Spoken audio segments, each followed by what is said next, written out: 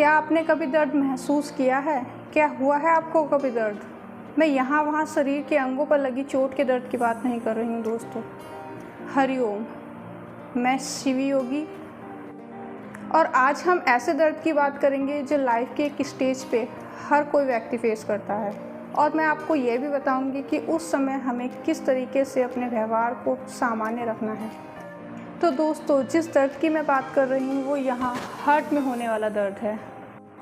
हम सभी लाइफ की एक ऐसी स्टेज में प्रवेश करते हैं जिसमें हम किसी न किसी व्यक्ति से बहुत अटैच हो जाते हैं और ऐसा लगने लगता है कि दोस्तों कि ज़िंदगी बस अब तो बिल्कुल सेट है। जिसका हम वर्षों से इंतज़ार कर रहे थे बस वो यही व्यक्ति है और उसके साथ ज़िंदगी बिताने के सपने देखने लगते हैं। हम उसकी बातों में, उसकी रंगत में, उसकी संगत में इतने रम जाते हैं कि जैसे हम थे वैसा रहना ही भूल जाते हैं और बस हमें वही व्यक्ति, बस वही अच्छा लगने लगता है। और कई बार तो हम अपनी ज़िंदगी में बनाए गए असूलों को उसके लिए दरकिनार कर देते हैं। कुछ केसेस में तो इस फीलिंग, इस अटैचमेंट को सफलतापूर्वक अंजाम मिल जाता है, लेकिन बहुत सारे केसेस में हमने देखा है कि हमें मिलता है बस धोखा।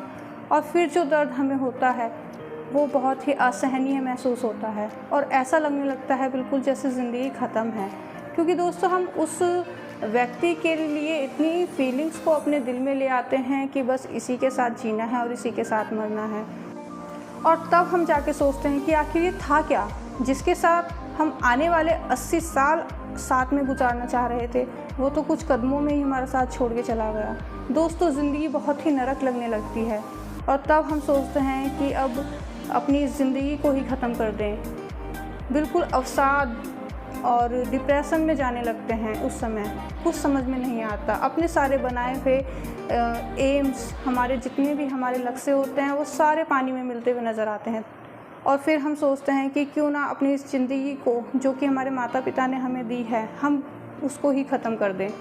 अपने माता पिता के बारे में भी नहीं सोचते उस समय और बस अपनी ज़िंदगी को ख़त्म करने की कोशिश करने लगते हैं।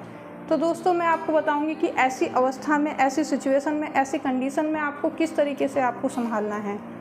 दोस्तों, जीवन में बहुत ही उलझनें सामने आने लगती हैं और कुछ समझ में नहीं आता कि अब आगे हमें करना क्या है। बस हम जिस व्यक्ति के साथ होते हैं, जिसने हमें धोखा दिया होता है, हम उसी को पाने के लिए कुछ ना कुछ अंजाम, कुछ ना कुछ इंतज़ाम करने लगते हैं। और फिर जब वो हमें नहीं मिलता तो और ज़्यादा डिप्रेशन होता है और ज़्यादा हताशा होती है। तो आइए दोस्तों, उस डिप्रेशन से बाहर निकलने के लिए कुछ उपाय करते हैं। मैं आपको बताऊंगी कि उस डिप्रेशन, उस अवसाद से बाहर कैसे निकला जा सकता है। पीछे जितना भी कुछ हुआ है उसको बिल्कुल भूल जाइए और आगे बढ़ने की कोशिश करिए। अपने जीवन को, अपने आप को थोड़ा बिजी रखने की कोशिश करिए। मैं आपको कुछ उपाय बताऊंगी जिससे आप इन सारी उलझनों, इन सारी बेकार की समस्याओं से दूर हो जाएं और अपने जीवन को, अपने एम्स को फिर से आप अपनी लाइफ को पटरी पे ले आएँ। तो दोस्तों, पहला उपाय है अपने आप को बिज़ी रखिए। कुछ भी छोटा मोटा काम करिए, बस अपने आप को बिज़ी रखने की कोशिश करिए। बेकार के ख्याल जब भी आपके मन में आए तो आप गायत्री मंत्र का उच्चारण कर सकते हैं या फिर आप ओम का उच्चारण कर सकते हैं। तो खुद को बिज़ी रखने का एक अच्छा उपाय यह है कि आप एक्सरसाइज भी कर सकते हैं या फिर सबसे अच्छा उपाय योग है। क्यों ना आप योग से जुड़ जाएं। मैं एक योगाचार्य होने के नाते आपको योग से जुड़ने के लिए प्रेरित करती हूँ। इन सारी बेकार की उलझनों को दूर करने के लिए आप खुद से जुड़ सकते हैं।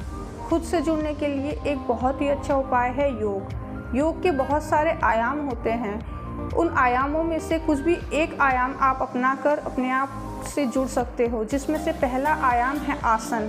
आसन के बाद आता है प्राणायाम। आसन बहुत सारे होते हैं जो आपकी बॉडी को स्थिर करते हैं। आपके मन को स्थिर करने के लिए प्राणायाम सेकंड उपाय है। तो आप अपने जीवन में, अपने सुबह या शाम की दिनचर्या में योग को उतारें। पहले आप अपने सूक्ष्म व्यायाम को, अपनी बॉडी, सूक्ष्म व्यायाम से अपनी बॉडी को स्थिर कर सकते हैं। उसके बाद आप प्राणायाम करके अपने मस्तिष्क को भी स्थिर कर सकते हैं, जिससे आपके मन में, आपके मस्तिष्क में ऐसे फालतू अवसादग्रस्त विचार आने बंद हो जाएंगे और आप अपने जीवन को बेहतर बना सकते हैं। दोस्तों, अगर आपको हमारी वीडियो अच्छी लगी है तो हमारे चैनल को सब्सक्राइब कर दीजिए और लाइक का बटन दबा के हमें अप्रिशिएट कीजिए, जिससे आगे वाली वीडियो में हमें मोटिवेशन बना रहे। इन्हीं शब्दों के साथ मैं आप विराम देती हूँ। हरिओम।